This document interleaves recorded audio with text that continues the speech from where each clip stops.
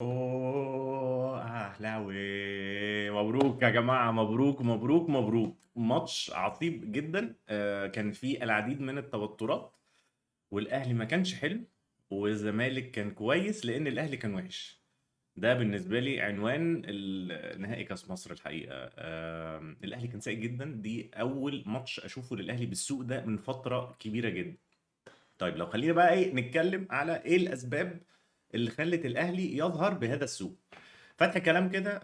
انت عندك مشكله في المهاجم، جبت وسام ابو علي، مبشر جدا جدا جدا، مهاجم يعني ان شاء الله ان شاء الله يبقى حلو، وللاسف اتصاب. حلو. فرجعت تاني للاختيارات القديمه اللي هي مين؟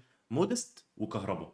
للاسف مودست مهما يعني مش عارف، بس يعني كل الماتشات اللي هو لعبها، حتى انا كنت متخيل إن ممكن يكون الكوره العاليه المفروض هي دي سلاحه، حتى الكوره العاليه مش بتيجي معاه، وبطيء سرعه. فبالتالي مش بيواكب، يعني ما بيعرفش ياخد التمركزات الصحيحه، لان هو سرعته ما بتبقاش على نفس سرعه لعيبه الاهلي. فكان الاختيار الافضل كان كهربا، وللاسف كهربا انا بالنسبه لي عنده نواقص بعض الشيء في حاجات كتير منها، تمركزه وضغطه.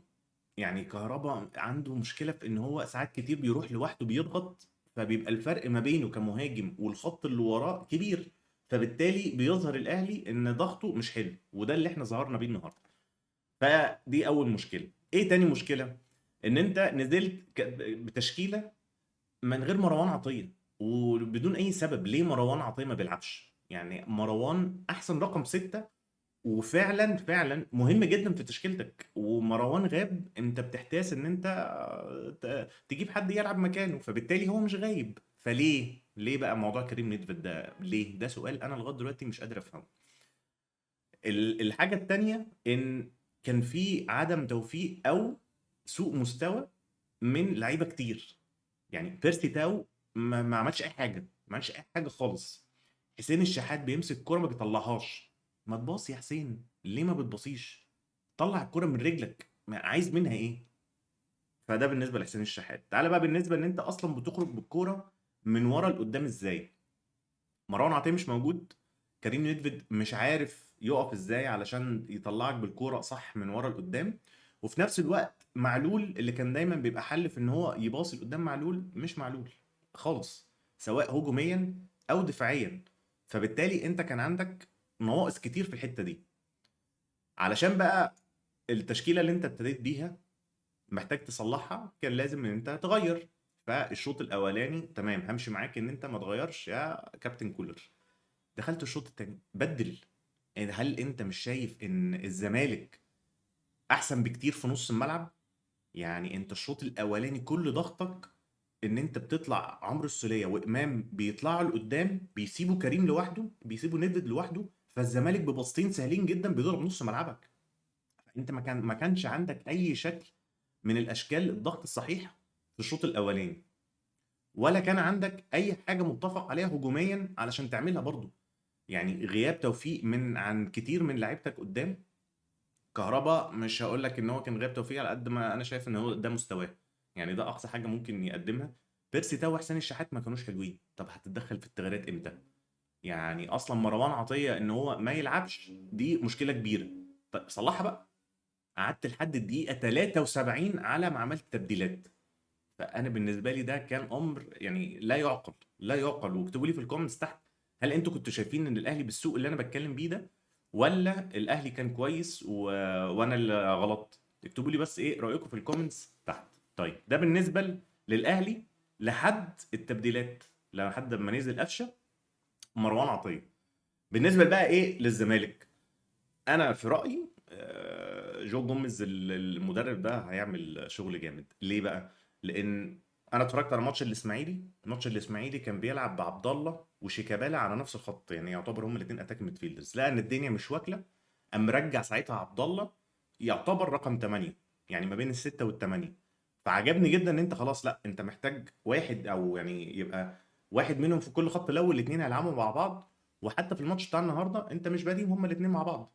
يعني انت هتلعب بعبد الله خلاص، يبقى على اليمين زيزو وعلى الشمال مصطفى شلبي. والزمالك عنده نفس مشكله الاهلي برضو، ان هو ما عندوش مهاجم. يعني سواء ناصر منسي ولا سيف الدين الجزيري، الاثنين الصراحه مش يعني ما بيقدموش اي شيء.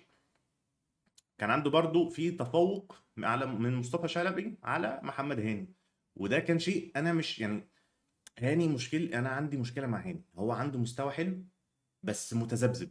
يعني ماتش زي بتاع النهارده ده، لا مصطفى شلبي يعني عمل ماتش عليه، وفي كذا كوره يبقى هاني بيروح بايع نفسه. طب بايع نفسك ليه؟ يعني في طريقتين هاني ترقصوا منهم، اللي هي الكوره اللي كان اتزحلق عليها دي، ملهاش اي لازمه، ملهاش اي لازمه خالص. حتى الشوط الثاني هو في كوره برضو ايه، هاني باصاها، ف مش فاكر الصراحه كان مين، مصطفى شلبي ولا مين من الزمالك اللي دخل عليه، وسط ما الكوره شغاله هو راح يجري عليه علشان يتكلم معاه، وسط ما الكوره شغاله، وسط ما اللعب شغال، وبعد كده الكوره اللي بعدها على طول قام زائق، فايه خد، فالزمالك خد فاول. طب ليه؟ يعني انت المفروض كابتن من كباتن النادي، فانت المفروض الحاجات اللي زي دي تبقى يعني انت اللي صح، انت اللي تصحصح الفرقه. فكان مصطفى شلبي جامد. زيزو انا مش عارف ازاي صراحه، الكوره اللي هو دخل وشاط فيها دي كان ممكن يطلع عبد الله بمنتهى السهوله، فيعني ده تسلم تسلم والله بالزوز، انت عملت معانا واجب، احلى واجب. حتى الشوطه اللي انت شطها كانت ممكن تتشاط احسن من كده بكتير. بس يعني ان مصطفى شوبير يطلعها ده طبعا يعني تطليعه جميله جميله جدا، بس الشوطه المفروض تبقى احسن من كده بكتير. يعني الشوطه دي ممكن تكون ما تفرقش، او ممكن تكون احسن كمان من الجول بتاع قفشه، اللي انا شايف من وجهه نظري ان هو اتصرف فيها تصرف خاطئ. يعني الفكره في حد ذاتها ان هو يركنها ببطن رجله، ان العواد كان فاتح الجول، انا مش عارف عواد الصراحه كان بيعمل ايه. يعني فكر جميل، الفكره ان انت تشوطها كده حلوه، بس التنفيذ كان وحش جدا.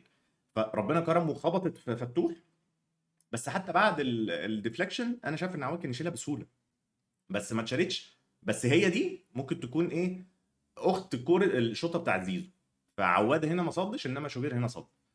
شوبير بقى دي حاجه جميله جدا حصلت في الماتش ده، ان هو يعني ما شاء الله عمال بيزيد، كل ماتش عمال بيزيد الكوره العاليه. انا كان عندي مشكله معاه في ان لا ما بتطلعش في الكوره العاليه صح، لو حتى لو طلعت كنت بتطلع بالبوكس. النهارده ما شاء الله طالع وبيمسك عجبتني جدا الكوره اللي هو كانت كوره عاليه كده، قام طالع ماسكها بس بايده كده، قام مغير اتجاهها، وبعد كده لما طبت على الارض قام ماسكها.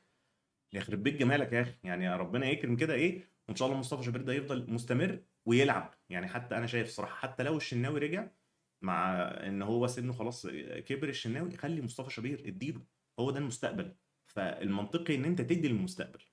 برشلونة ساعة لما كان عنده بوسكيتس طالع، كان عنده يايا توريه، يايا توريه جميل جدا جدا جدا، بس اما ماشي يايا توريه عشان بوسكيتس، ده الكلام اللي جوارديولا يعني المفروض كان قاله يعني.